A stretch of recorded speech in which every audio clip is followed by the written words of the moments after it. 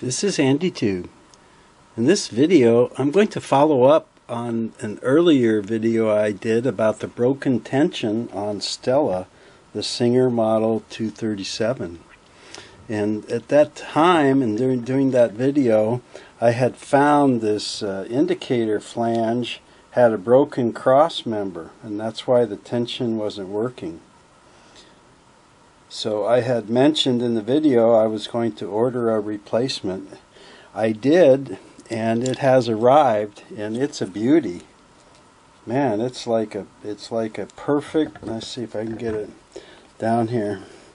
The color is even almost exact as the old one. So it looks like it's a tiny bit bigger diameter. But I think the manufacturer did that so it would fit a few different models of sewing machines that use this type.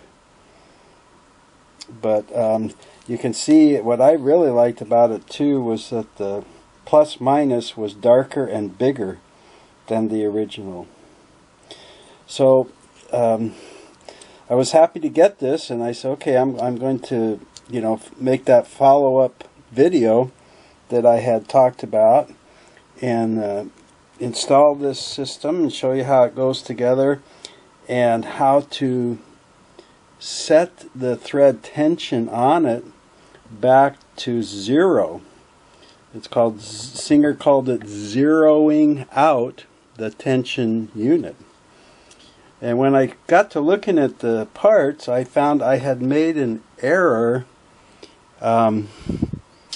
in the first video where I told you, all the other parts were okay.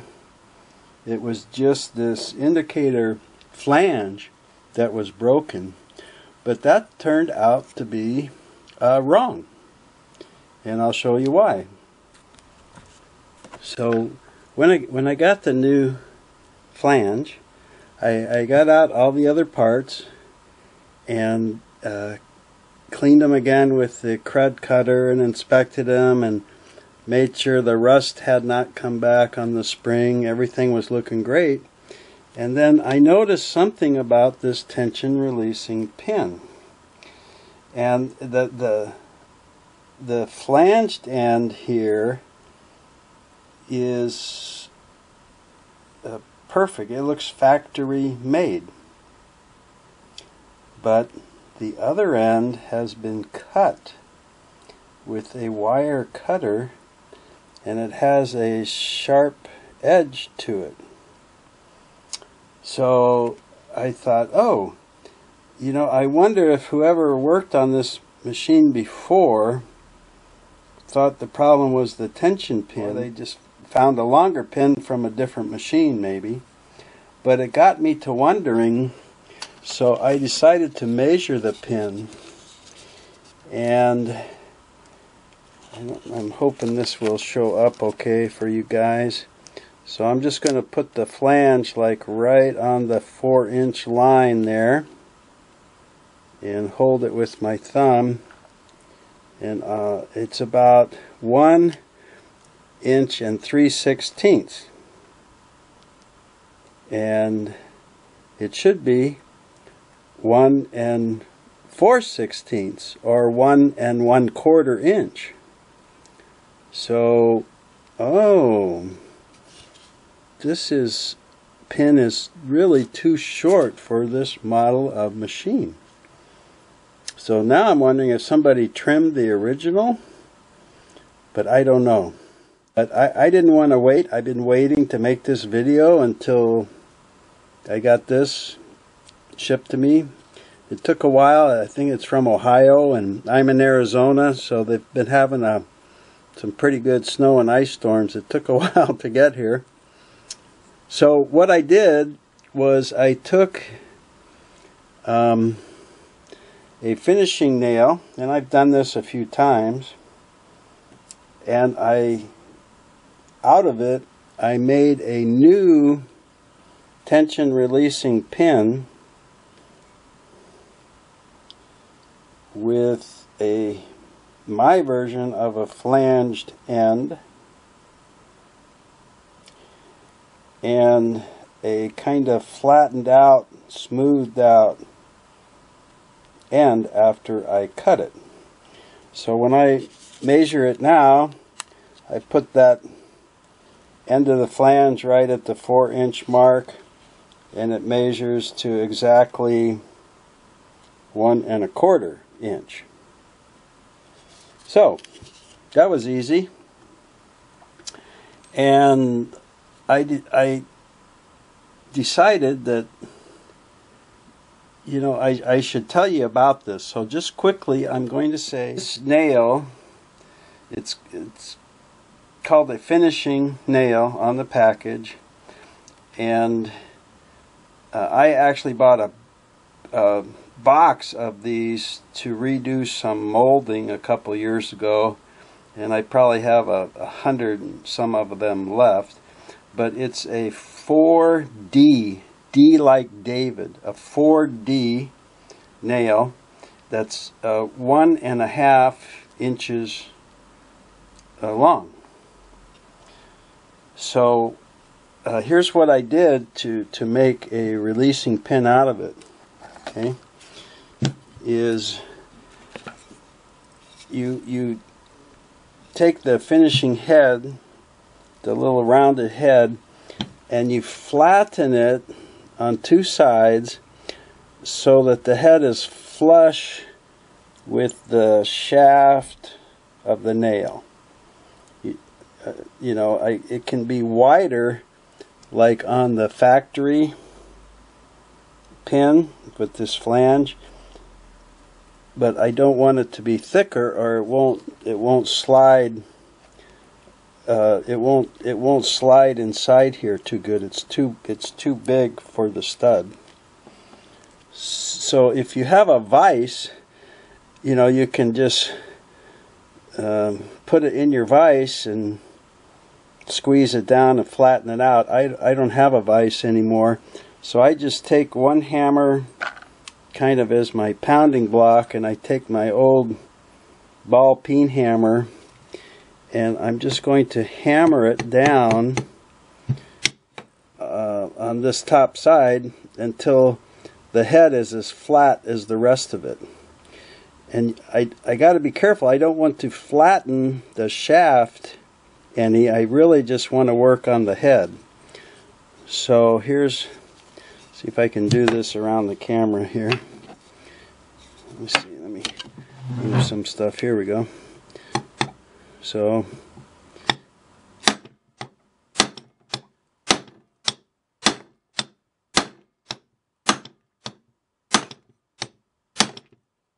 okay, now at the first sign that I'm starting to flatten the shaft, I stop.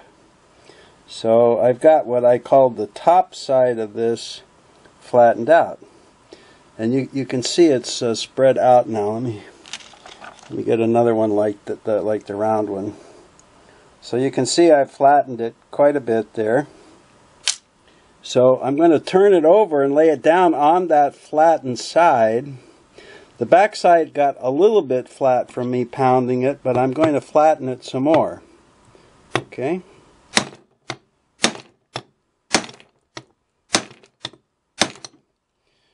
Okay, and again, as soon as I can see that I've started to flatten the shaft a little bit, I just stop. So my flange is not anywhere near as thin and pointy as the factory flange, and it's a little bit wider and it's a little bit thicker, right? And this has got a finer kind of edge, and to me that's better, because this finer narrow one poking and poking and poking the plastic, I think, is what cracks and breaks it. And in my opinion, it's going to be less likely to do that with a wider, thicker flange on here.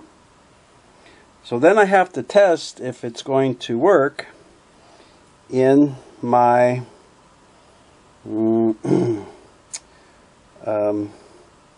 tension stud.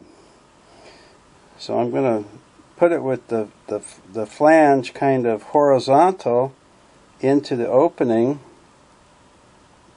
get it into the hole, and make sure that it slides in and out real easy. See?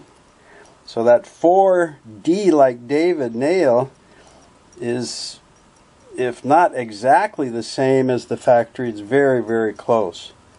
And it will not twist like this because of the flange on it. So the first part of this I did fine. I'm very happy with that. Now for the second part, the other end, what I did was put it back on the ruler and measure it and mark it with a Sharpie. So let me put my new flange right there on 4. And I'll go here to at 1 1/4 mark. And I'll mark with the Sharpie where I want to cut that. And then I'll just take my wire cutters and hang on a sec. Put my glasses back on. I should have had them on for my hammer, but I'm definitely putting them on for this cutting a nail. I don't want the little end of the nail flying around. So I'll put my side cutter, wire cutters, very close. I don't want to try and cut it exactly there because I want to file it a little bit to round it off. And I don't want to cut it too short. Of course, that's going to defeat the whole purpose. So I'm going to get real close to that edge and then cut it. And there's the little piece I cut off. And here's what's left. And it's got that cut, pinched point just like the one I found on Stella. Okay. Then I'm going to measure it and see if I need to nip off a little more or if I can just start filing. Yeah, I think I could nip off a little bit more. I'm always a little nervous about cutting too much. So let me just get a little pinch more in there and cut off a little sliver and try that. And you got to be kind of careful when you measure. Yep, still I'm being overcautious. It's still a little too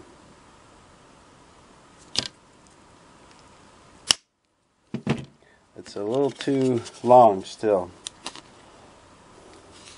I don't want to have to spend an hour filing it down.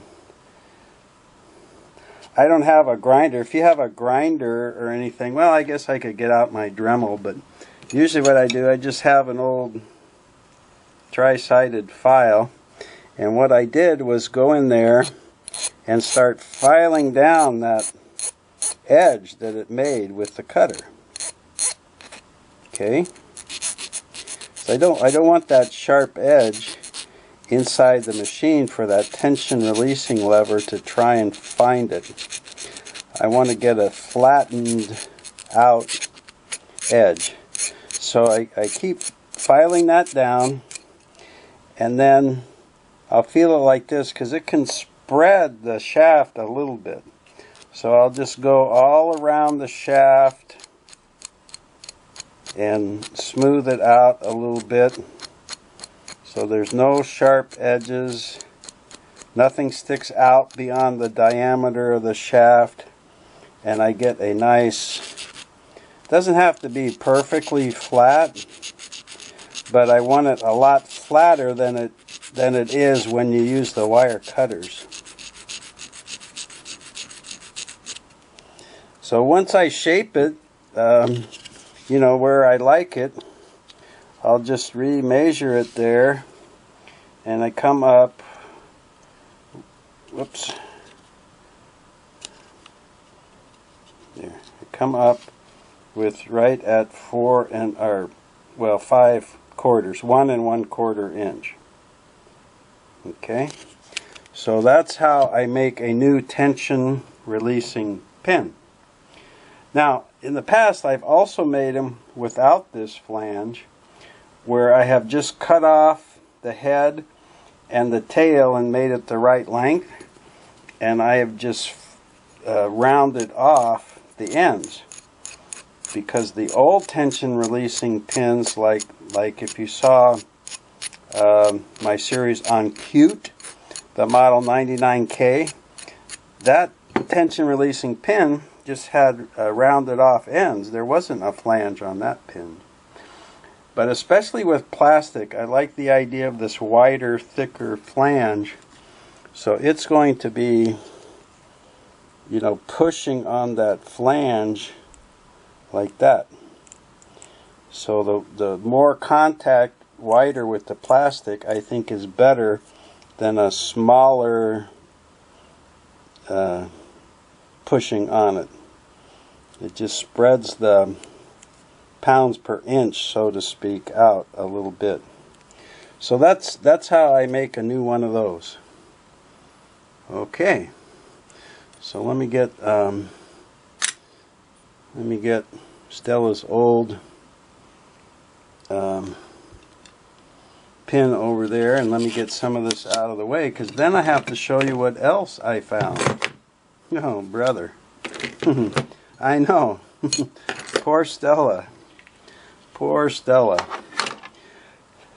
So after I found that this pin had been played around with, I started looking at everything a lot closer. You know, was any of this damaged? Were the threads damaged? Did any rust show up on my tension discs? Were they flat? Had they been bent anyhow? On the thread guard, was it in good shape? Was it flat? You know, my spring checked out, very springy, good. Boing, boing, no rust. The rust had not come back on my tension spring, and it was in good shape, and so forth. So everything else, you know, everything else did look pretty good, except for this gear. It's what I call the gear on the tension stud, because it has kind of like, it looks like a gear. It's got little teeth, and the tail of the check spring, when you put this together like so, the tail, or what I've always called the tail on the spring, that little 90-degree bend, has to sit in one of those spaces between the gear, so that when the thread checks up against it, you actually get a spring. That's what that little tail and the gear is for, so that the thread can check against the spring. So if there is no tail, or there's no gear, well, I have to move it back this way. If there's no tail in the gear, the spring just turns. And I remember that something very common with these plastic ones, like on the 99K and 301, 401, 404, 403, the Rocketeers, they were just part of the aluminum casting. But Singer later, I think in the 60s, went to using this little plastic thing. I have no idea how much it saved them or why, but it just goes on and off. And they are known to crack. I think the plastic shrinks over the years and it gets brittle, and they crack between the gears. Can you see that space there? Yeah. So Now this is still pretty tight when I put it on here, but what happens is, as you're using the machine over time, this can get loose, and even you have your springtail in there, even though that you have your springtail in between the gear, it starts getting looser and looser, and it can start turning.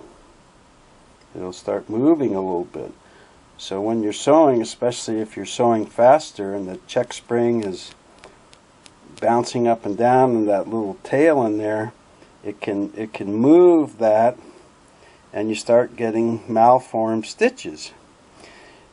And it was first time I had that, it was very hard to diagnose what was causing it. I kept resetting the tension and cleaning it, and then I finally found the crack. Okay, so the first time I fixed one, I learned the hard way. I just took it off, because it slides right off, right? I couldn't find anybody selling these, so I just took it off, and I like pinched it so that the edges of the crack would come together, and then I put some super glue in there and let it dry.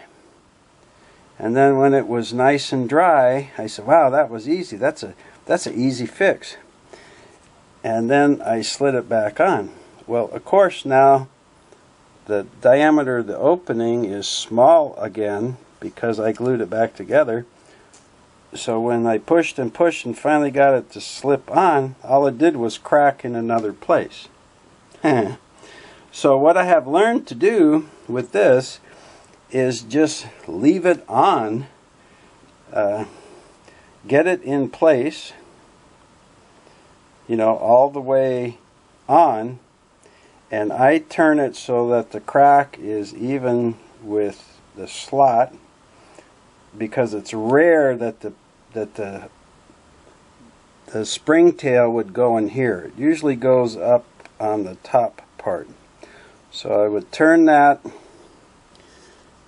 crack so it's even with the slot right there on either side.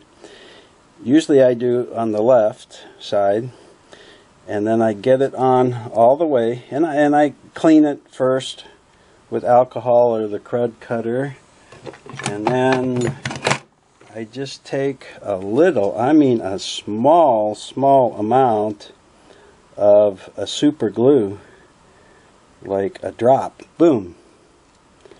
That's it, folks.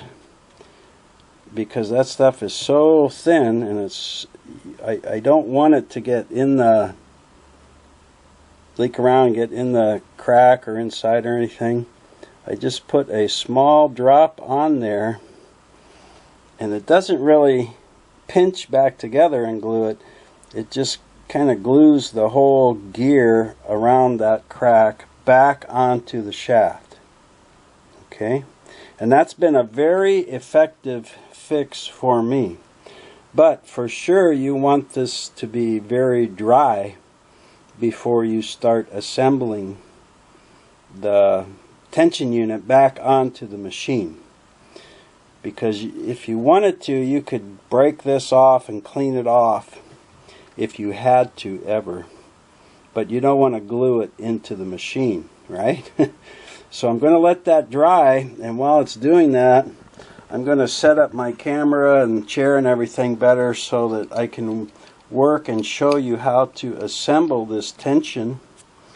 And I'm going to put it back together with all my new parts, and then if it works as well as I think, then I'm going to show you how to zero out the tension on the tension unit, and I'm going to show you how to set the stroke of the check spring so it has the proper stroke, and I'm going to show you how to reset the tension on the check spring. Whoops, if the tension is too low or too high. So I'm going to show you all of that when I come back with a dry gear on the tension stud. Okay, I got all of my tension parts laid out here. Everything clean, and my new pin, tension releasing pin made, and my new indicator flange. So let's reassemble this tension unit. And this is a very common style of tension unit. Even though some of the parts may look the same, there's just dozens of models that have this tension unit style and would work the same way. When I removed this before, I loosened a set screw that's right here in the nose of the machine. There are some models where the tension pin is, or the set screw is up on the top above the tension stud, and you access it through a small hole in the casting up here, if you happen to be working on one of those. Okay, so for this thread guide here, to start, you just put it on so that the screw is about in the middle of this adjusting slot. Just put it anywhere on there. The main thing is that you want it to sit flat against the casting. You don't want to get it a little bit off, and this thread guard is crooked, because that can extend the travel length of the pin and not release the tension properly. So you want to be sure that this thread guard and guide here is really flush with the casting, and it's not been damaged. And it's not critical where in that, it's not critical where in the slot the screw goes. Just get it flush onto the machine and tighten it up there. Some of them have a little different clearance. See, that doesn't quite feel flush to me. Let me just check that a little bit. Okay, that feels better. So with this set screw backed out, I'm going to put my tension stud back in there, and the glue here is dried and it's worked fine. See, I can't twist this around anymore, so I won't have to worry about this working loose in the future. And I think I'll just go ahead and put the new tension releasing pin into the hole in the stud right now, and get it turned and get it down in there, and test that it's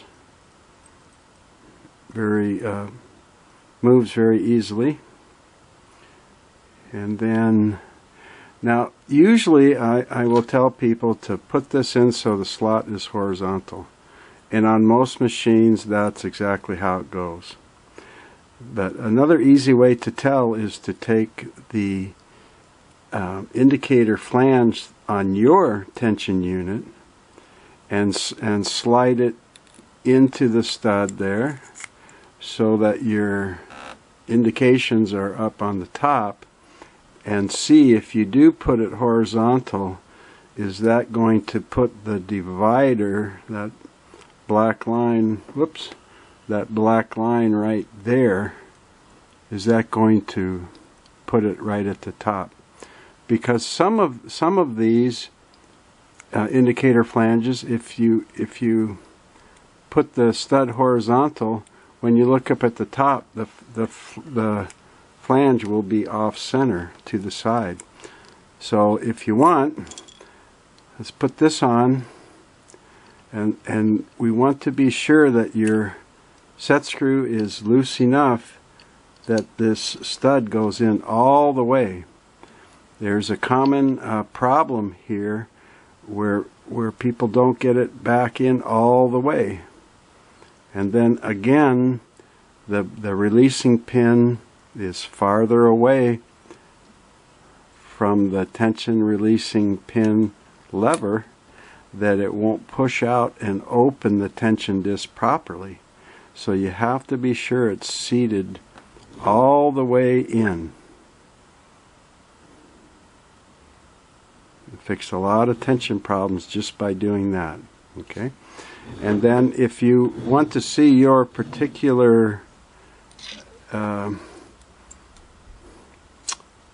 you know, where to set the slot, if it's horizontal or not, just put your indicator flange on there right now and use it as a guide to set the indicator plus minus where you want it, which is normally straight up. And you see in this case this is horizontal, but there's machines I have done where it's set more like that to make the indicator straight up. But on this machine it is horizontal with this stud and with this indicator. So with that flush and my slot horizontal, then I'm going to tighten up this set screw so the stud will not turn. And you need to be firm here because of the vibration and the take-up spring checking all the time and everything. So make sure it's in there snugly. You don't have to break anything, but make sure that it's firmly in there. Then I'll check that I'm horizontal and we're good. Now to see if my pin is proper, I'm just going to slide my little tension screwdriver in here and I can see the pin. I don't know, I can see the pin sticking out right there, so I'll just hold that and lift the lever, make sure it hits the pin properly so my lever's not bent or my pin isn't bent either, and you can see it pushes out my tension screwdriver just fine. So that's a normal operation. So I'm going to put this on just to show you about the position it should be in. Remember the spring tail I've talked about back here? When you put this on, that spring tail is going to go between some of the gear teeth. But the two most important things about when this goes on is that it goes on all the way. Get it all the way back in there. Don't leave it partially because the spring can bind. And this has got a lot of coil to it. So what you want to be sure is that normally this will hang down, and you want this to hang straight down vertically. You don't want the spring loop sticking out there, sticking out way over here on the left or sticking out on the right when you push that in. The perfect place to start is where this tail is going to be straight down vertical towards the ground. And then it has to be all the way back inside. The thing is, though, you assemble it with some other parts first. So you take your two tension discs. In this case, some machines have 3 flat discs. These are dished a little bit, like a little saucer, so you want the saucer bottoms together so that they touch. And then you want to put the thread guide over it, like that. So you have your little 3-part assembly here. And now is when you put this check spring on here. And the big coil goes in the back with the spring tail end facing the machine, and the single coil goes in the front. So this little 3-part package you put together now is surrounded by the spring. Okay, And we're going to get it on there, all on the stud. Make sure the little single loop doesn't go inside the slot. And now's when you want to hold that spring loop down vertical as you push this assembly onto the machine.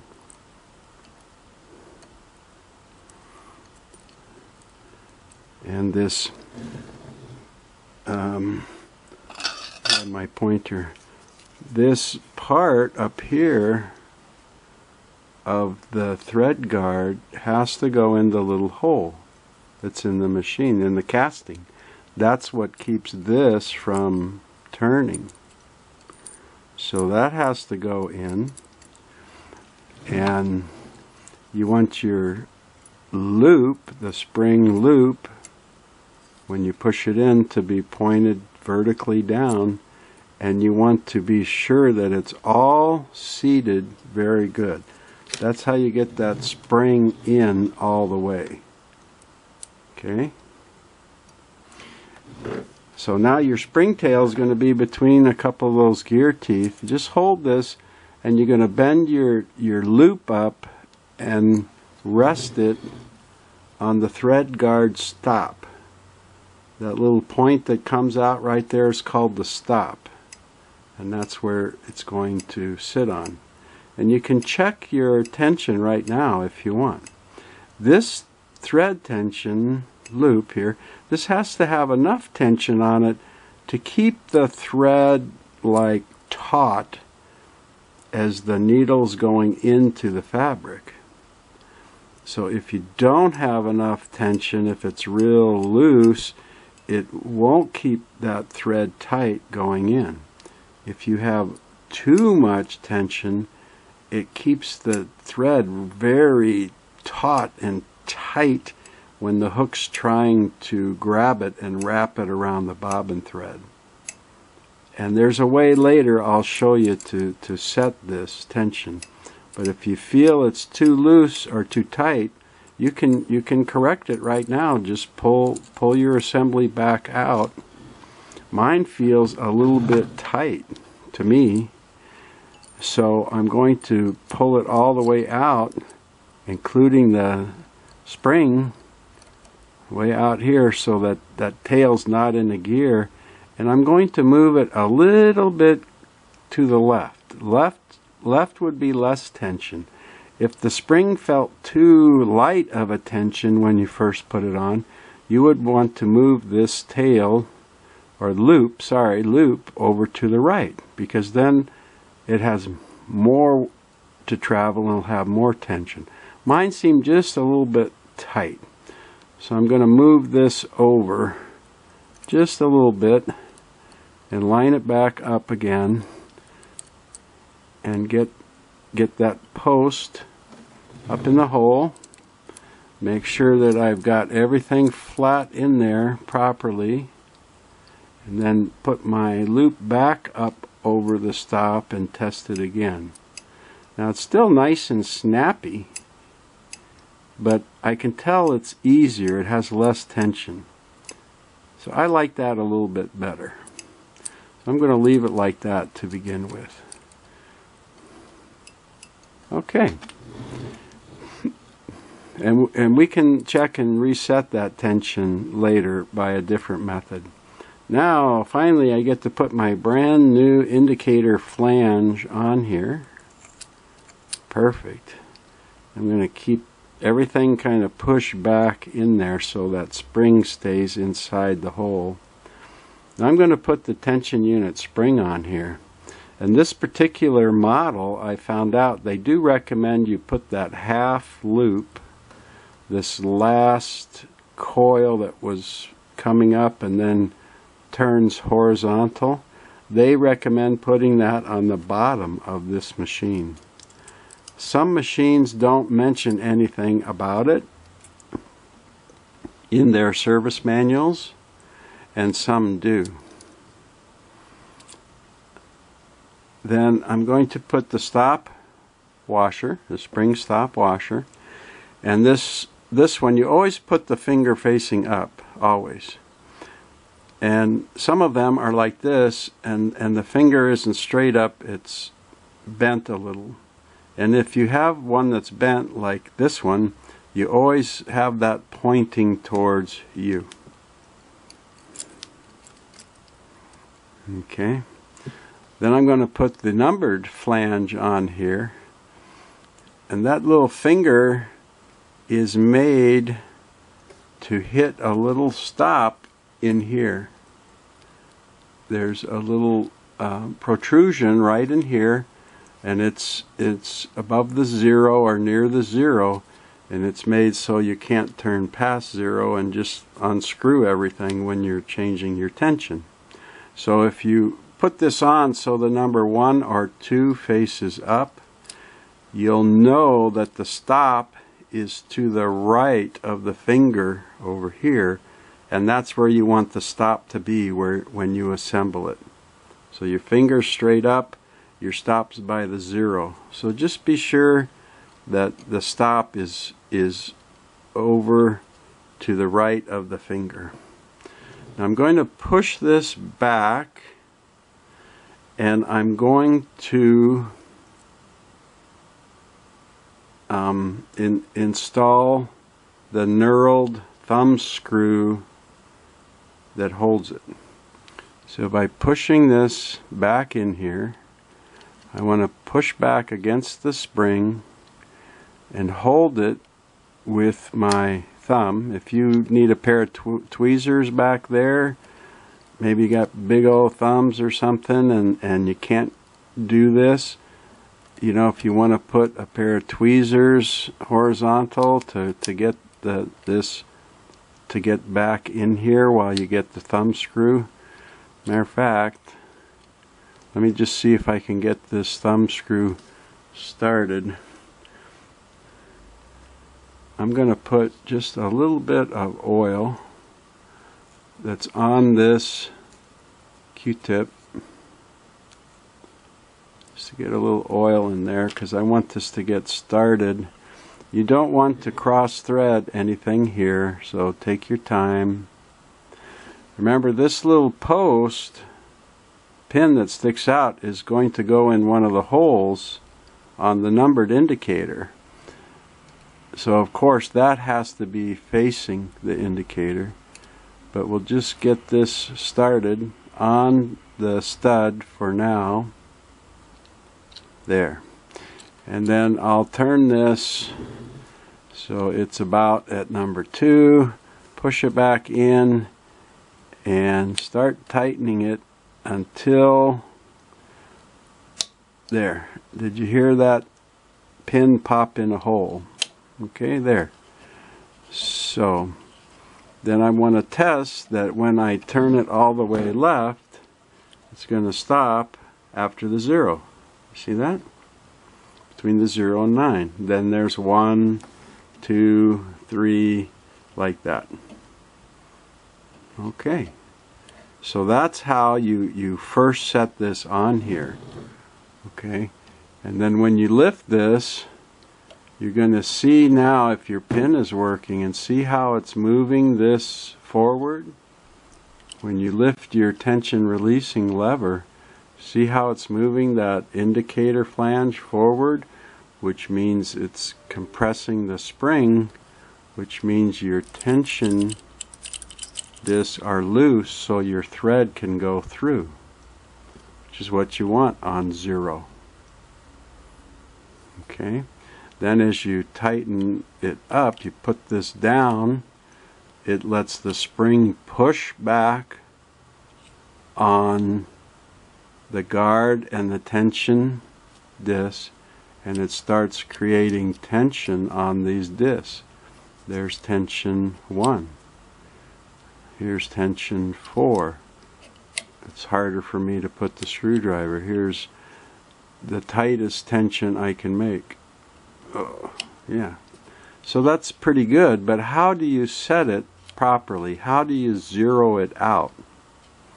That's what I'm going to show you now.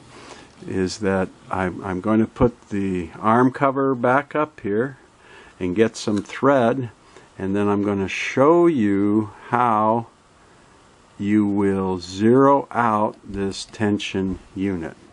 Okay, I have my arm cover back up there and fastened down. You can see I haven't cleaned it with the crud cutter yet, so you can see how dirty it is compared to the machine that I cleaned. It's kind of noticeable now. But anyway, you're also going to notice, like, I don't have the needle bar or pressure bar. I don't even have the take-up lever in here.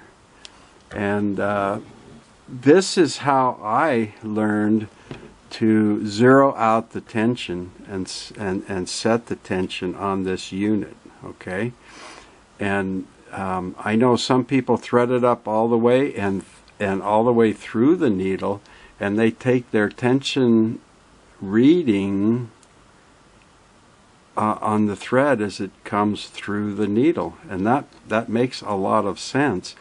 But the way the Singer guys showed me was to do it how I'm going to show you. When I asked about that, taking it at the needle, if I remember right, they said that was more of a commercial machine, because tension on a commercial industrial type machine is a lot different than a domestic. So this is how I do it. Of course, you do it however you like, or what works for you, or what you've learned.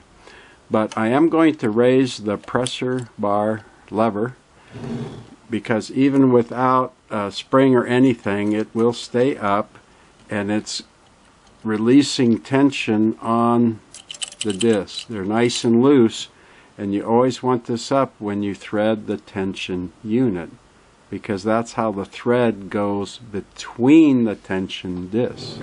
Okay, and I'm going to come over on this side, and this little flange of metal here is made to slide the needle thread onto and right off of it into the unit. Okay, and that is a guide to make sure your thread gets between the tension discs.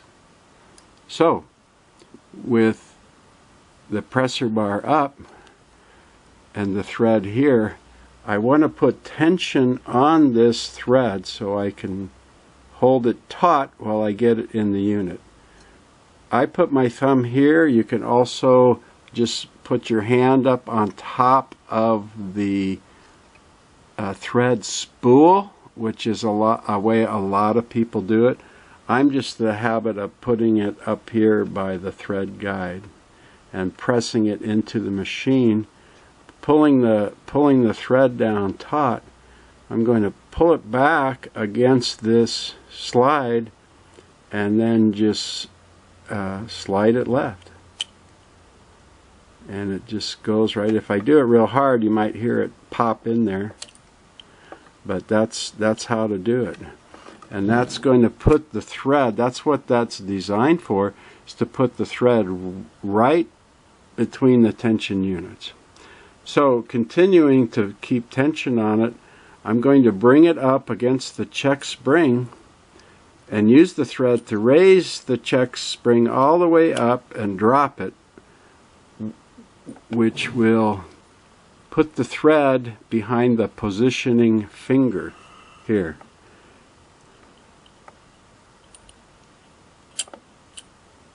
Just like that.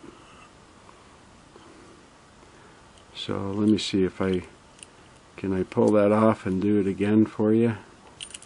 I'm not sure how close I can focus. With the other camera I broke, wow, I had close focus. But let me try a little bit more.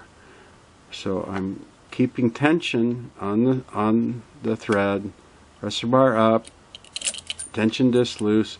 I'm just going to use the thread to raise that check spring. See, I'm starting to raise it there. See it bouncing? And I'm going to raise it up and then let it drop back down. And at that time, it will wrap the thread towards you and put it right between the positioning finger and you. That positioning finger is made to keep it lined up between the tension discs. That's why they call it a positioning finger, because it positions the thread. Okay, so now I've got my thread here, and I'm going to drop my pressure bar, which is going to release the spring and let the spring do its thing and push back to those tension discs. And I'm going to keep it set at 0, and I'm just going to start pulling this thread up. Yeah, I'm just going to keep pulling it up like this when I'm testing the tension. Okay? So at 0, I should have barely any discernible tension on this thread. It should just peel right off the spool and right through. But look, see that check spring coming up? And wow, I really have to tug on it good before the thread starts moving. So that is not zeroed out. There's already discernible tension on that thread. Lever down, turn left to 0, and wow, I've got to tug it to get it, and then the thread starts moving. So, too much. So I want to turn the pin that's in the numerated flange to a hole to the left, maybe a couple holes. Okay, so to do that, I'm going to push back against that flange so the pin is not in any hole, and I'm going to turn it a small amount, and there, it popped in. So I tried to get it 2 holes to the left. I got this left. Let's try now and see how much tension is on here. It's not as much, but look, see how that tension spring comes way up, and I can feel it hesitate, and then it starts moving the thread up. So it's still not zeroed out. So I'm going to do it again. I'm going to push this in so I can turn this. The pin is now out of the hole. I'm going to turn it left. I'm going to try for 2 more holes. Okay, good. Make sure it's turned all the way to the left, so no tension. I'm going to pull up on my thread again here. Wow, look at that. The check spring now barely is moving. See that? It's just barely comes up, and then the thread is sliding right through it. So some people would call that 0, because this hardly moved up at all. Maybe it came up 1/16 of an inch or more, and then the thread started slipping through. Some people call that 0. I'm going to say let's go 1 more pinhole to the left. So I'm going to push this in and turn it 1 pinhole and get it seated. Okay, turn this left. Now I'm going to pull this up again. Wow, it still moves, but it just barely budges. See that? It just barely budges this spring up before the thread is sliding through. Let me get my finger in the picture there so you can see. Just barely nudges that spring, and then my thread's coming right through. Okay, so that to me is when the spring doesn't move, or just barely moves. That's what I was taught is 0. Okay, but oddly enough, they said once you zero it out, you push this in again and you go back 1 hole to the right. And I know you're thinking, hey, that's where you were. And you're right. And that's why I said when I was here before in this hole, some people would say, okay, it's zeroed out. And they'd be correct. See, and now you can see this check spring is going to just barely start coming up a little bit, and then it's moving. Then the thread's going right through.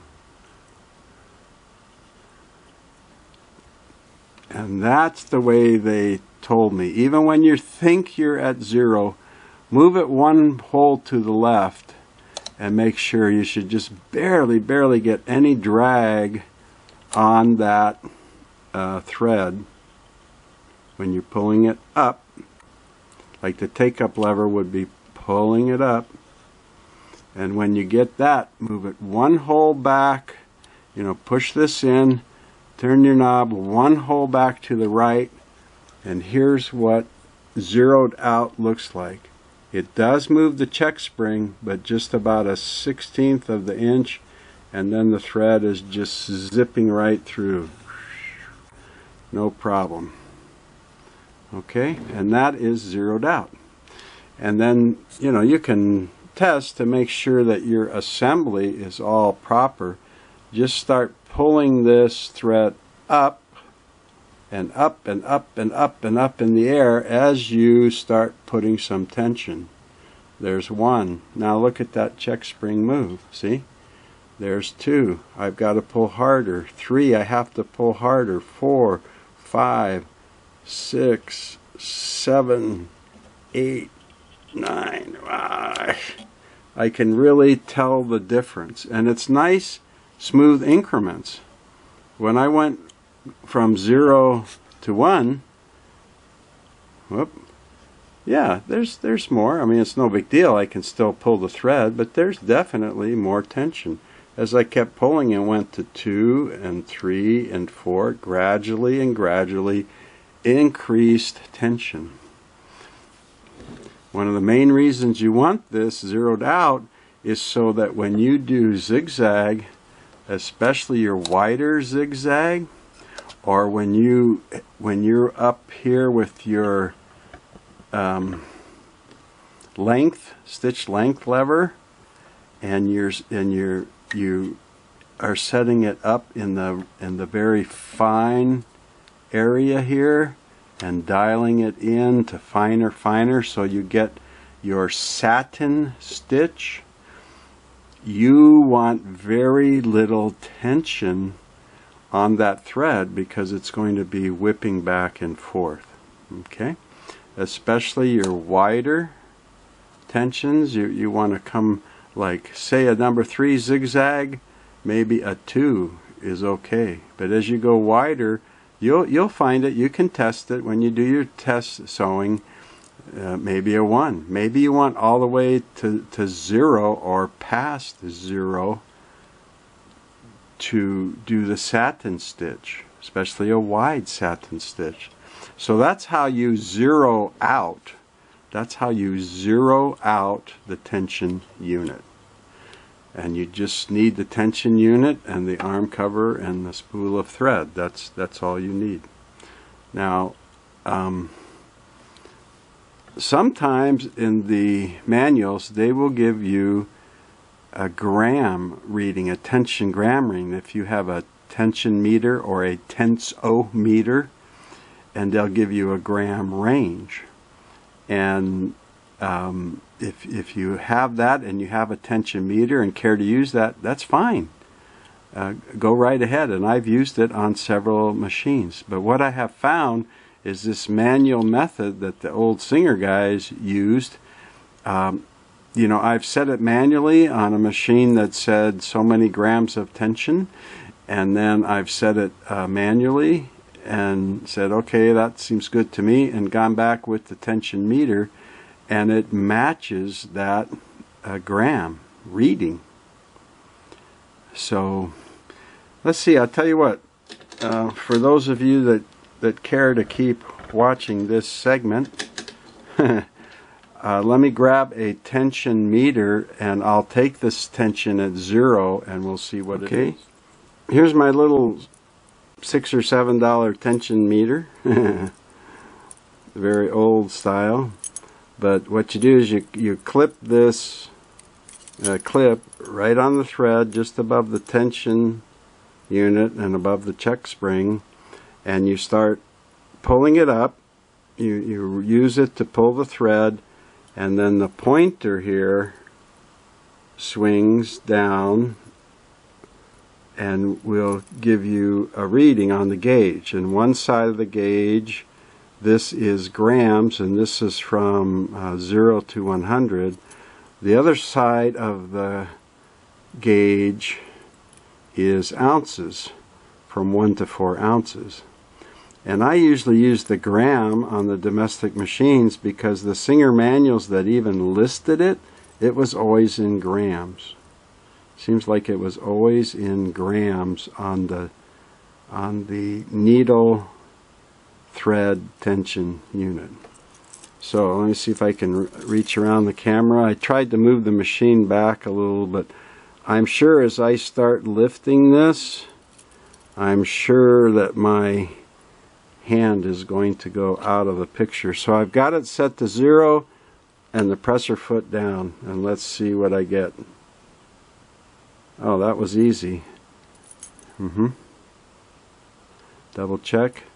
It's sitting, my pull's right at 10 grams. That's what it pulled at.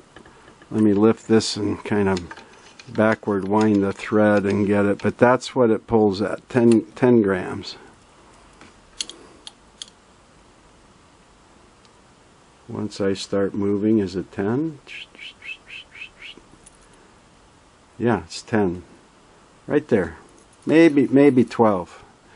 But I would call it 10. So if you have a tension meter and you prefer to use that method, then try for about 10 or 12 grams when the presser foot's down and your unit is at 0. And remember, when you push the numerated disc back and you turn the knob and pin to a hole to the left, that's less tension. When you turn the knob into a hole on the right side, that is more tension.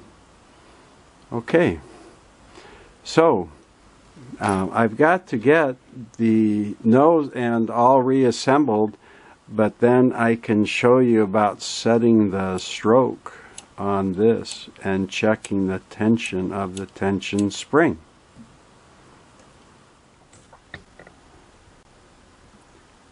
I'm ready now to show you the stroke setting for the take-up spring or the check spring. That's this little spring that you installed right here and ran the threading through. And I mentioned some of the purpose before, but I'll just mention it again. For this test, I usually put a piece of fabric under your needle and under the foot. I just use an index card because it helps me see when the needle eye enters the fabric, or in this case the card. Get some tension back on here. There we go. So that is the purpose of it, is that as the needle stroke is coming down, it's going to hold tension on the needle thread on the way down. That's the idea of it. And then it's supposed to stop and rest when the needle eye enters your fabric. And by rest, I mean below the positioning finger here is that little point of metal, and that is called the rest or the stop. And the tension spring, check spring comes down and stops on that or rests on that to release tension on the thread because the hook is going to grab that thread from the needle and wrap it around the bobbin thread to make the lock stitch. And it can't do that if the thread is still taut or tight. So that is the idea. It keeps it taut during the upstroke, and you know, it's coming back up and it's heading down. It keeps it taut, but then it wants to rest and let the thread be slack for the hook to grab. And that is the setting the stroke means that when you're turning the hand wheel towards you and you're lowering the needle, when the eye of the needle penetrates your fabric, not the point but the eye, this check spring should already be resting on that stop. So let me back it up a little bit here. So it's holding it taut, holding it taut, holding it taut. Now right now my eye is still is entered into the fabric, but this check spring hasn't quite come down to rest. Let me lower the needle a little bit more and you'll see the check spring move just a little bit more and then come to rest. And now you see how slack the thread is as it continues down. You see that? And then the hook would grab it and wrap it around the bobbin thread, and then on the upstroke it's going to be taut again so that it pulls that thread and bobbin thread together. Just like if you're sewing by hand and you put a needle into the thread and you pull it up and then you tug up your slack. That's what the take-up lever is doing on the way up. It's taking it up, and the check spring is keeping it taut. Then as we top out on the, I don't have my hand wheel on here, sorry, as we top out on the stitch and come down, it's still keeping it taut, but it starts to come down with the take-up lever. And the timing or stroke of this should be as it enters, the eye enters the thread, this is resting. And my eye is entered into my, I entered the thread, sorry. As the eye enters your fabric, that this is resting. And again, it's not. I see my eye is already right there. The eye of the needle has gone into this, and it's still not quite. So it's very easy to set the stroke. That's what this little back piece, the thread guide and thread guard piece and everything is here. And you have the screw, and you notice that the screw goes through kind of an elongated slot, and that's for adjustment. So when you want to adjust, you loosen that screw, and then I just grab it by the slide, and you can move it up or down, up or down. So if you move it up, or some people say to the left, you are going to make a longer stroke because you're moving the rest farther away from the check spring. And if you move the guide down or to the right, you're making a shorter stroke because you're moving the stop up closer to the check spring. And that's what I needed to do a little bit, because the eye of my needle was already in my fabric, but the check spring was not resting on. So every machine is a little bit different. They're not going to be the same with this. And the factory kind of puts the screw in the middle, or a little bit towards the right end of the slot. But as the machine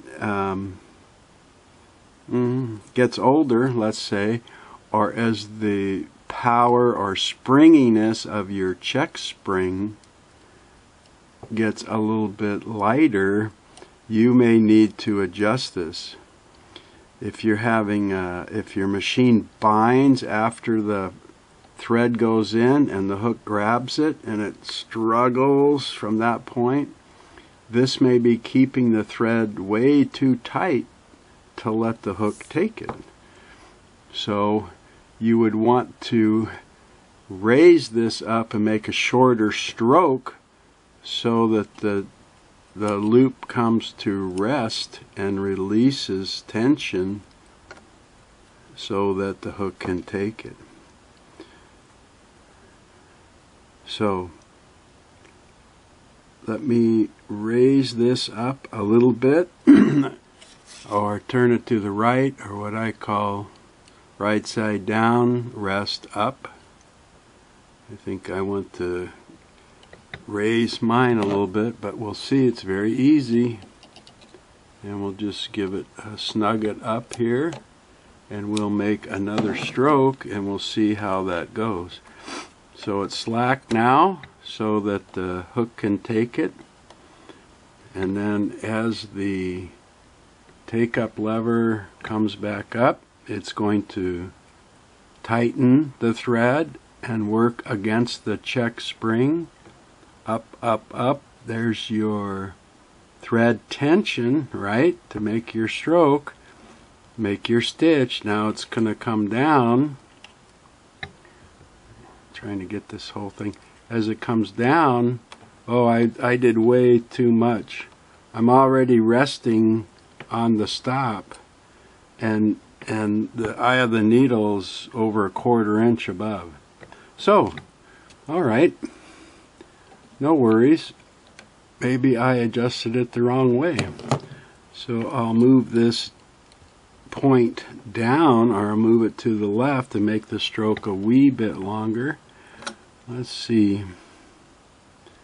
Get my eye of the needle in the thread, and there.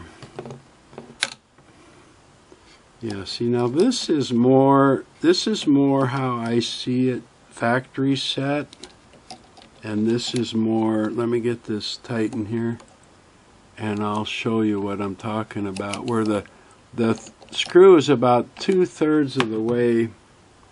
I'm having trouble getting around the camera and stuff to get in here. The screw's about 2/3 of the way over. Let's try this now. So I go up. I got my thread tension looking good.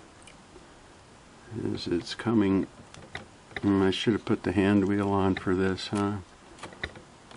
I don't have the bobbin or anything in there, so as it's coming down now, oh, get this, there we go. It's coming down, it's coming down. And entering and resting. There. So that's a little more normal. It keeps the thread taut until the needle starts to enter. Then it's resting.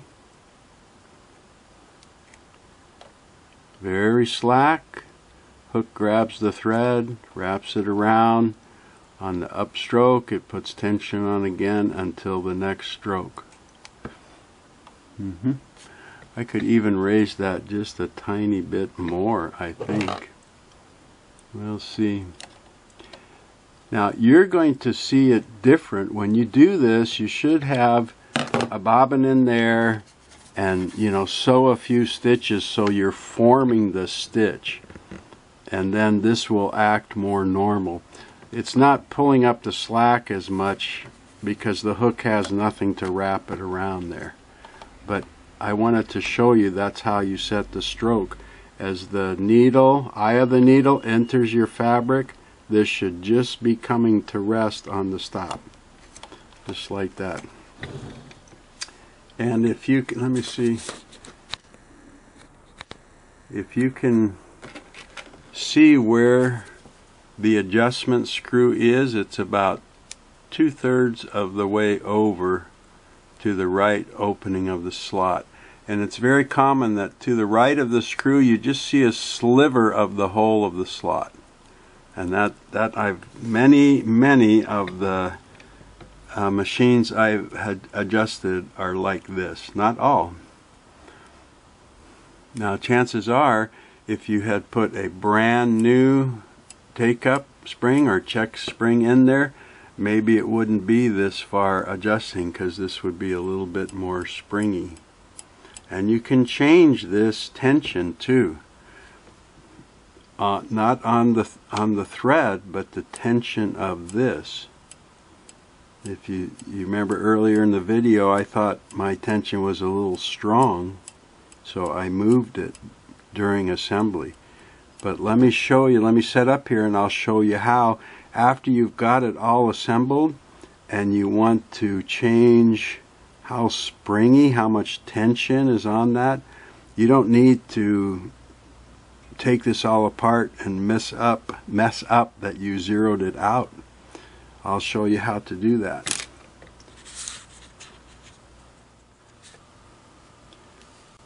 So once everything is working and you've been sewing, if you ever feel like this tension take-up spring doesn't have enough snap or resistance to it, you can change that without changing all your settings on the whole unit.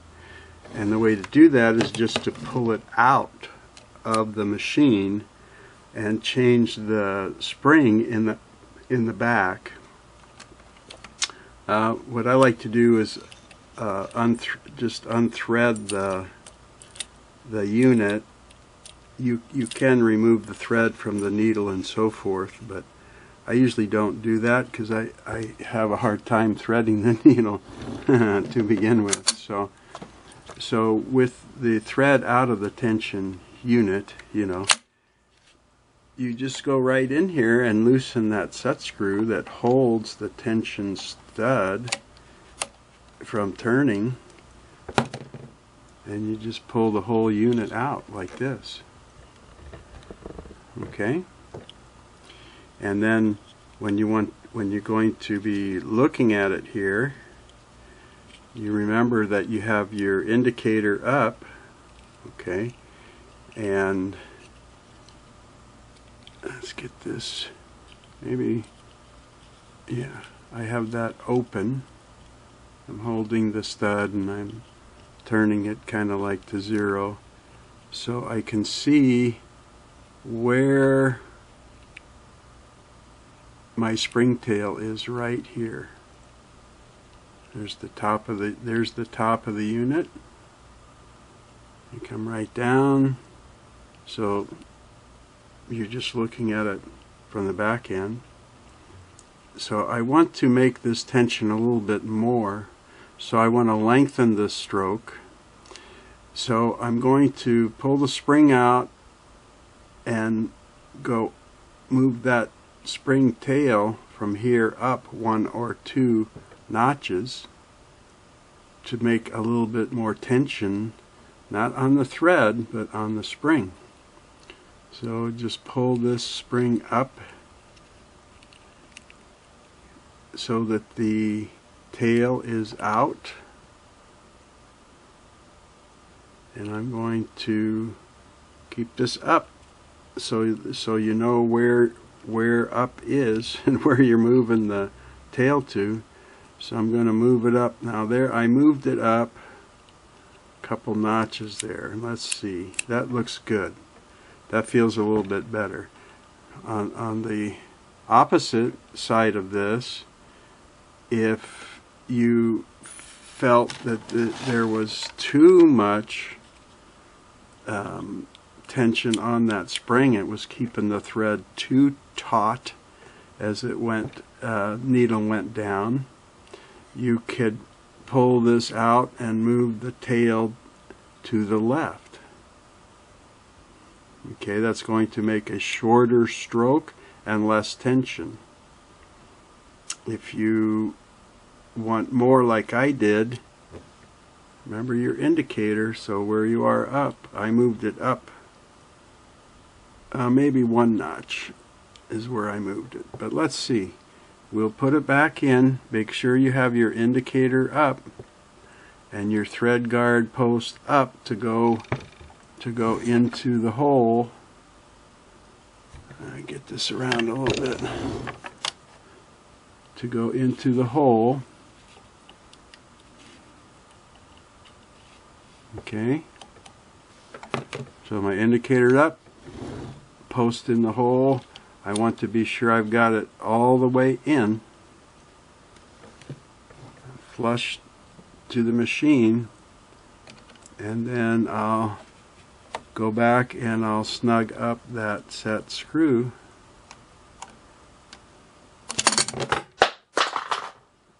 Like that. And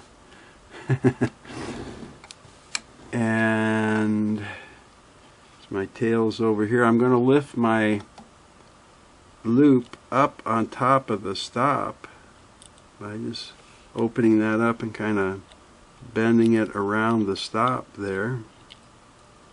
There we go.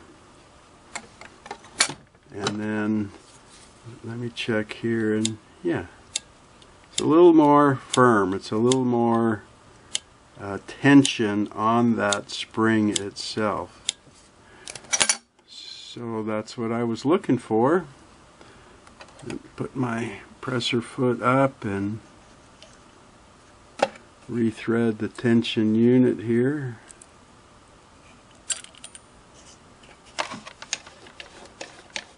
Out of my thread. Okay. Now let's check my stroke again. Take it up nice and loose after I've been in the... Okay, then I'm holding the thread taut as my needle's headed down into, and there's the eye of my needle in, and I'm resting on the stop. See, and I still have, let's check my zero tension here. See, whoop, it just lightly moving the check spring. So it doesn't change the tension that you set up here. It doesn't change your stroke, how far this travels and when it comes to rest. All we did by moving that spring tail over was just make this a little bit more snappy, just a little bit more tension on that. And sometimes people do this if they're sewing normal stuff, and then they get like a number 18 needle and a heavier thread, and they're going to be sewing duck cloth or reupholster stuff, and they want a little more tension on this.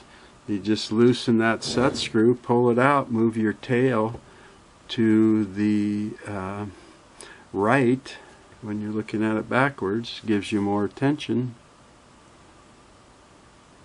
There you go. I bet some of you didn't know about that. Stroke and tension of the check spring. That's the whole thing. I'm done with tension. Maybe you are too, huh? After all this. But thanks for tuning in. Hope it was worth your time. And I hope you'll come back and watch some more videos on Stella, the Model 237, or any of the other 400 videos I have on my channel. See you next time. Take care.